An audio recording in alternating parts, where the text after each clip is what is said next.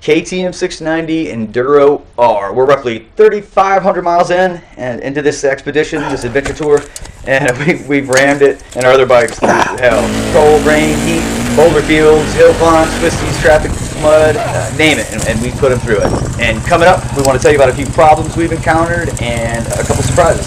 Stand by. Oh God.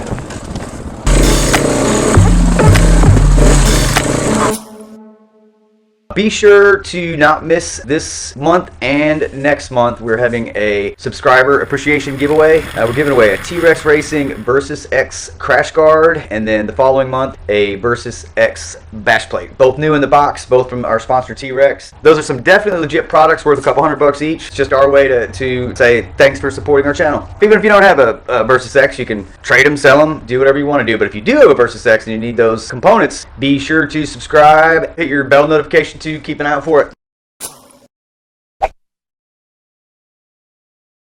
KTM 690 Enduro R. It is a controversial machine. They call it the unicorn, they call it the POS. Definitely two schools of thought when it comes to the KTM 690 Enduro R. And on the road, we are a little leery. You know, the rumors of breakdowns, and when you're deep, thick adventure touring, I mean, you get out in some pretty remote places, and the KTM 690 Enduro R isn't like a KLR 650 where you can get a motor practically at a convenience store, you know? There always, you know, is that in the back of your head. So far, so good with us. 3,500 miles and counting. We haven't had any breakdowns, but we have had a couple hurdles, and those are what I want to go over now.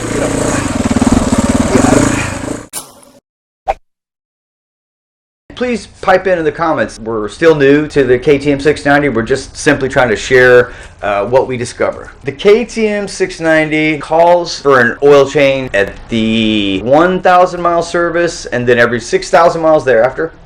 When you're touring long distances, oil changes do come up. In the case of the 690, it's a chore and it's costly compared to other oil changes I've done. And by costly, $90 for an oil change. That's insane to me. Granted, the intervals are longer, but $90, it just really was a big surprise.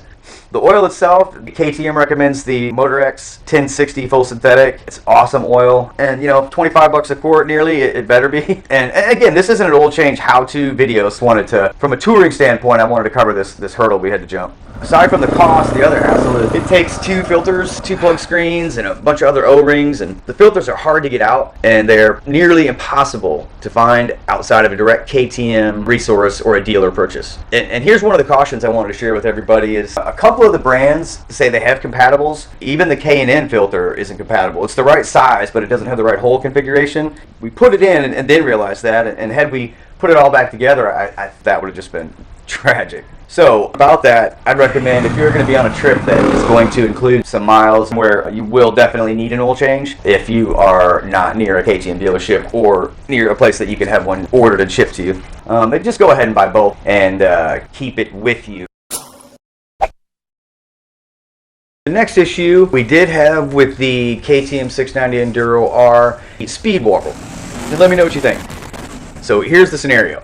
My KTM 690 and one of my riding partners, KTM 690, fellow YouTuber 690 ADV, we had speed wobbles at, you know, about 70, 75 miles per hour or north of there. Get some pretty extreme wobbles where you have to scoot back in the seat, let off the throttle.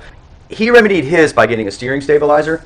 It worked great. In fact, he found an incredible deal on one that I'll try to have up here. I'm not sure if I'll be able to find it before I have to post this video, but if I do, it'll be up in the links. The Scott steering stabilizer is like $600. This one was, I believe, $160, an exact replica, just a different name brand, and it works wonderfully. It installed the same, and it works the same as the Scott's. So that remedied his speed wobble. It was my plan to buy that stabilizer, but prior to doing that, we went through a process of getting my KTM 690 lowered and touring ready. I did the Kuba link, and we lowered the front forks and the triple tree per Kuba's directions with the installation of the Kuba link, and it solved the wobble. We did not expect that to happen, and I don't exactly understand the physics of how that happened or why that happened. We lowered the bike 1 5/8 total, and the wobble's gone. I can go 90 miles an hour, 100 miles an hour, 70 miles an hour, and do not have the wobbles. But I'm more curious, do other people have that wobble issue?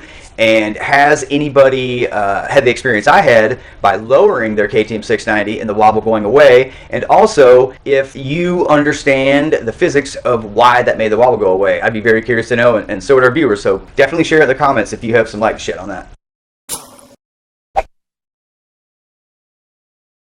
Other issues with the KTM 690 Enduro R is, you know, KTM isn't known for their extras. They give you top shelf suspension and a motor, and that's about it. Just an R&D marvel in those two areas. But as far as everything else goes, you know, you have to figure it out for yourself. And one of those is the headlight. I didn't find the factory headlight to be nearly bright enough, so we went with the Cyclops. They're incredible. I don't know if you know about them. If you don't, look into them. I haven't had the fuel filter failure that they say is imminent with the KTM 690 Enduro R. I do carry one of the fuel filters with me that I have linked in the description in case it does eventually fail. So that is a touring caution.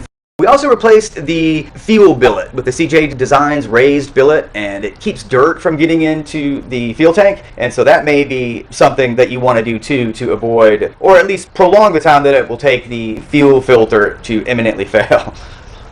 The windshield on the KTM 690 Enduro R is from the factory. It doesn't even have one. I bought an aftermarket.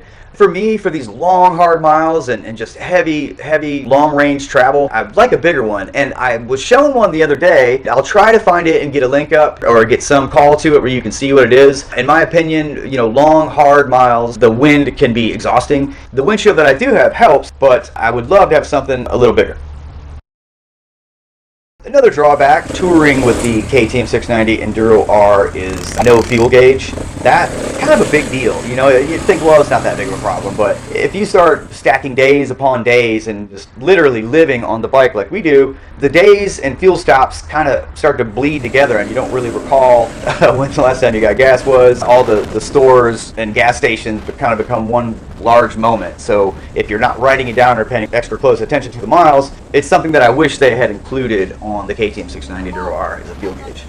Because it is a touring bike. It is a capable touring bike. I know it wasn't originally designed for that, but the sucker will do it. And a fuel gauge would have helped. The more we share information about the touring on the KTM 690, the more we'll all be less likely to be stranded out in the thick, kicking the buzzards away, you know? So sincerely, let me and our viewers know if you've had any significant problems touring or otherwise just riding around with your KTM 690. Or better yet, let us know what your solutions were as well. And don't forget about the subscriber appreciation giveaway coming this month and in March. It's legit gear for your bike, that's for sure, and both new in the box from our sponsor T-Rex Racing. And don't forget the StoryMoto ADV promo code if you do shop with T-Rex Racing.